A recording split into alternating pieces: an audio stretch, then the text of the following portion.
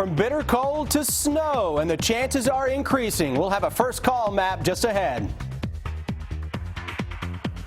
I'm Mike Byer in Lexington. Coming up, a local organization is working to keep our homeless warm and safe during this cold spell. A shelter is opening today to help people keep warm in this cold weather. Coming up, we'll tell you where you need to go if you need help.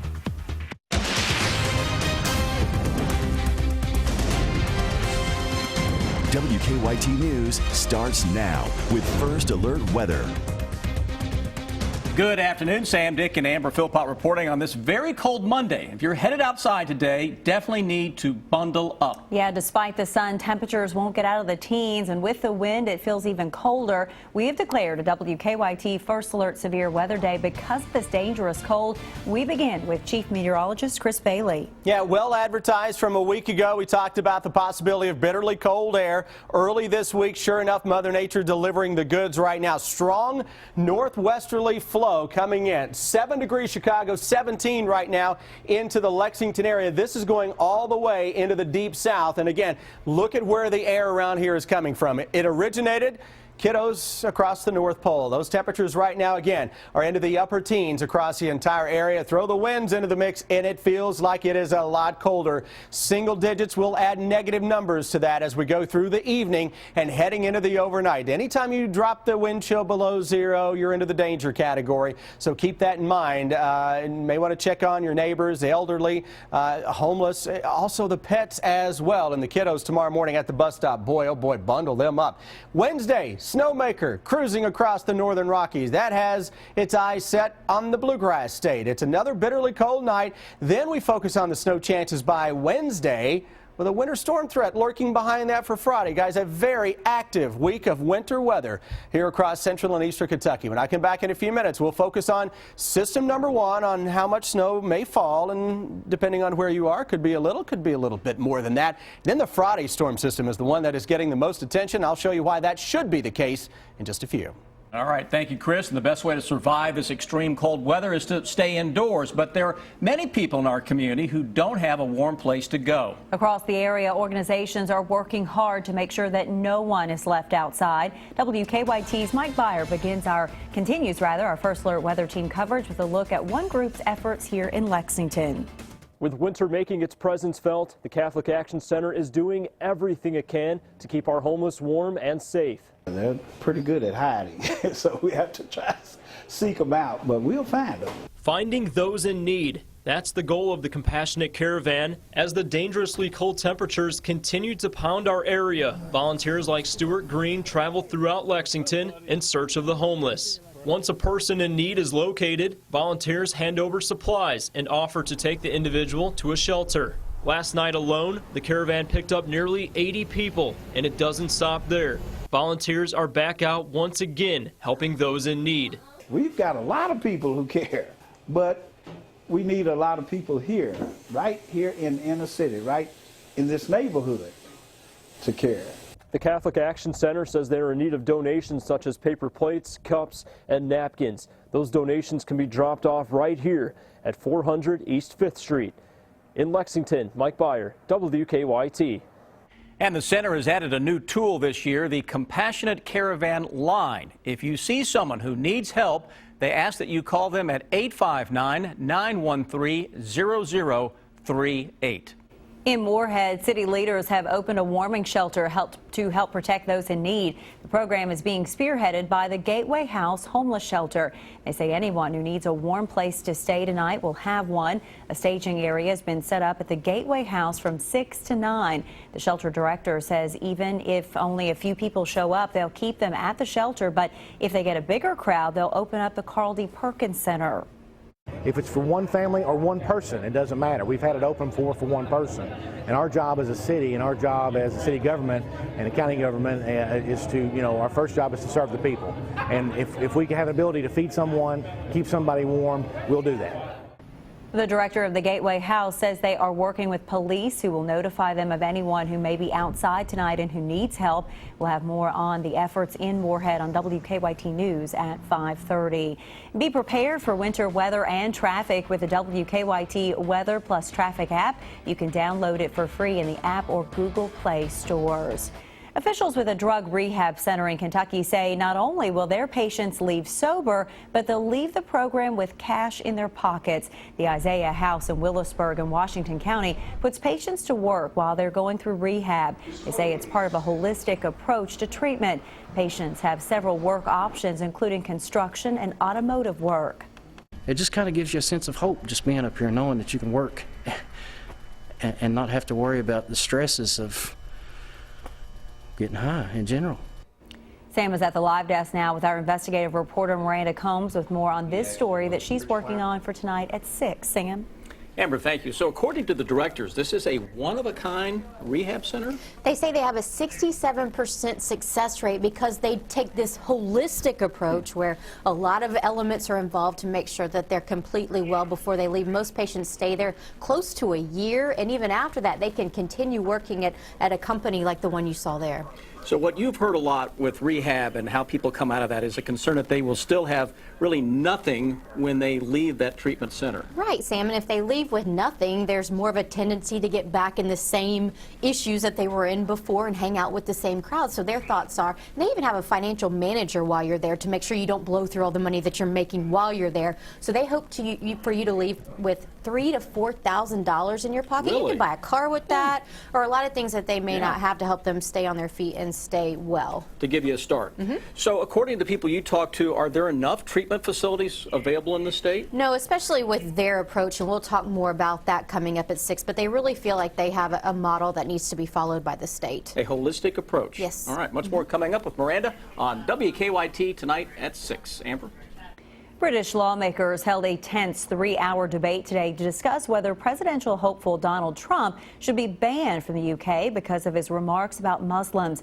Jonathan Vigalotti reports from London. To have someone come to our shores. Tempers flared as members of parliament debated whether to ban Donald Trump from the UK after he proposed a ban of his own last month. Donald J. Trump is calling for a total and complete shutdown of Muslims entering the United States. More than 500,000 people across the UK signed an online petition accusing Trump of unacceptable behavior and hate speech and urging the government to keep the presidential contender out of the country. His words are not comical. His words are not funny. His words are poisonous. Isn't it up for the American people to decide whether his views are objectionable? The heated debate in the halls of Parliament was more symbolic than anything. There was no official vote, but petitioners hope the debate will send a strong message across the pond that Trump went too far. Let me join. Prime Minister David Cameron called Trump's proposal divisive, stupid, and wrong, but said he should be allowed into the UK. Jonathan Vigalotti, CBS News, London.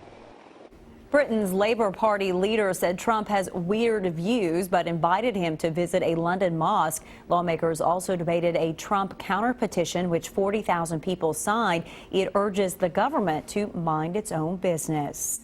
A Kentucky man wants $1,800 for his drone that his Bullitt County neighbor shot out of the sky. John Boggs filed suit in federal court against William Meredith. The Courier-Journal reports charges against Meredith were dismissed for firing a gun within city limits. Meredith said he worried that the drone was spying on his teenage daughters on the back porch. In a suit, Boggs says the drone was too high to picture anyone with the photograph. He also denies he was snooping on his neighbors. If you had trouble connecting with people on the phone or online this morning, you were not alone. Windstream says a power outage at one of their locations knocked out phone and internet service to more than 300,000 people. The services were out for about an hour while Windstream rebooted its systems. Windstream says all phone and internet service is working again. A big shout out today to the University of Kentucky cheerleading squad. They've done it again. They're bringing home a national championship. They won a record 21st Division 1A co-ed national title last night in Orlando. And Moorhead swept its division as well. EKU came in third. A Kentucky woman is on a mission to empower women. The fitness instructor's mission centers around body acceptance, showing the world that you can be healthy and fit and be all shapes and sizes. Our Deanne Stevens is out and about with the details. Hi, Deanne.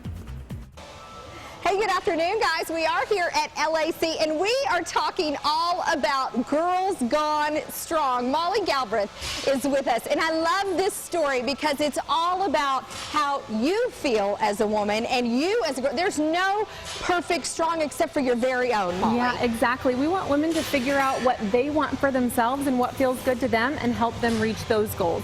We're not interested in them listening to what other people tell them that their body should look like. It's all about body autonomy and what feels good to them. All right, we got to tell folks because on January 1st, you posted a picture of yourself in a bikini. Tell us about that picture. Yeah, absolutely. So over the last 12 years, my weight's fluctuated between 152 and 185 pounds based on competing in figure competitions, being diagnosed with autoimmune thyroid disease, the sudden passing of my father, just all of these things that happen in our lives that kind of cause my weight to fluctuate up and down. And during that time, I was called too fat, too thin, too masculine, too big, too skinny, too flabby, too whatever. Everyone had an opinion about my body. Everyone judged, criticized, and evaluated not only like my body, but my worth as a person and my ability as a trainer based on what my body looked like. And in the last couple years, I've realized like I'm not interested in that anymore. Other people's words don't define me. I define myself. And that was a really, really powerful revelation for me. So January 1st, I realized I didn't have any aesthetic goals for my body. I wasn't interested in changing the way my body looked. And we never hear women say that. We never hear women say, I feel good about myself, I love my body, and I don't want to change anything about the way that it looks. And so I felt like that was a really kind of powerful thing to share with my community. So you posted this picture, and what did it say? Well, it said, this is my body. This is not a before picture. This is not an after picture. This is my body on a random Tuesday in December of 2015. This is a life picture. And I went on to talk about that I love, deadlifts and pull-ups, that I love sleep, and I love, protein and vegetables and queso and ice cream and all of these things. I have this really balanced approach to health and fitness. And then I went on to talk about all of the nasty things that people have said about my body. And that for so long, I kind of let that define how I feel about myself, and that I'm not interested in that anymore. The response you got? Unbelievable. So I think as of right now, it's been 12 days. It's reached over 10 million people. There's over 120,000 likes. It's been covered by national news and media. I was telling you earlier, it's so hilarious that it's national news for a woman to say, I love my body. I actually like the way it looks. And it's like, stop the presses, breaking news. A woman loves her body, right? Like, what does that say? Well, clearly I'm intrigued by it. I can't relate on that. But you are an inspiration, clearly. And to many folks out there, you got to check out her website. It is inspiring to all women. And kudos to what she is doing, Miss Molly Galbraith. It is at girlsgonestrong.com. I'm Deanne Stevens, out and about. Back to you guys. Good for her. More power to her. Absolutely. Yeah, good. Mick Jagger's highly anticipated new drama series premieres in New York and the big winner at the Critics' Choice Awards. Suzanne Marquez has your eye on entertainment. The Critics' Choice Awards were handed out in Los Angeles last night. Spotlight was named Best Picture. Mad Max Fury Road took home 9 awards, including Best Action Movie and Director of the Year. Actress Amy Schumer received the Critics' Choice MVP Award. Angelina Jolie, Jack Black, and Kate Hudson hit the red carpet for the Hollywood premiere of Kung Fu Panda 3. Called the Infinity Punch. You get going the infinity.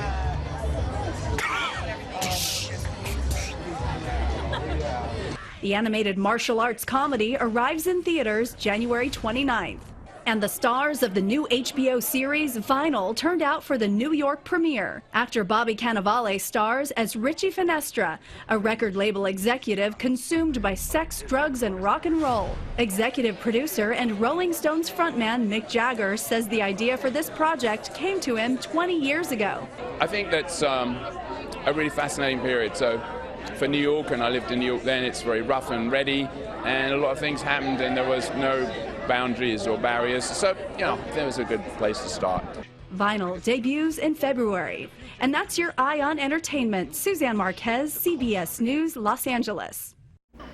So you look out the window, you see some sunshine, some blue skies. You think, oh, it's not that bad. And then you go outside. Yeah, hit you right in the face, Chris, or wherever you don't have something covered. Boom, that's right. You cover everything up on a day like this, and certainly heading into the overnight. Wind chills are going to be down below zero yet again. Actual thermometers are going to tank. Once the sun goes down, we'll drop into the single digits very quickly and may flirt with zero again tomorrow morning. Amber mentioned, though, how good it looks outside.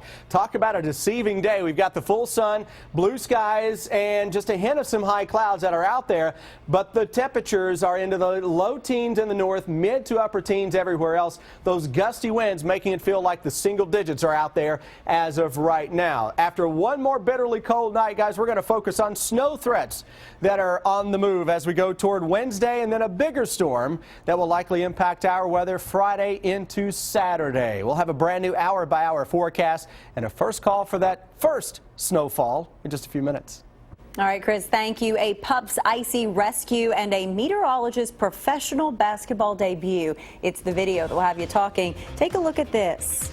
No hot dog here. Firefighters crawled on the ice to save a puppy that fell through a frozen lake.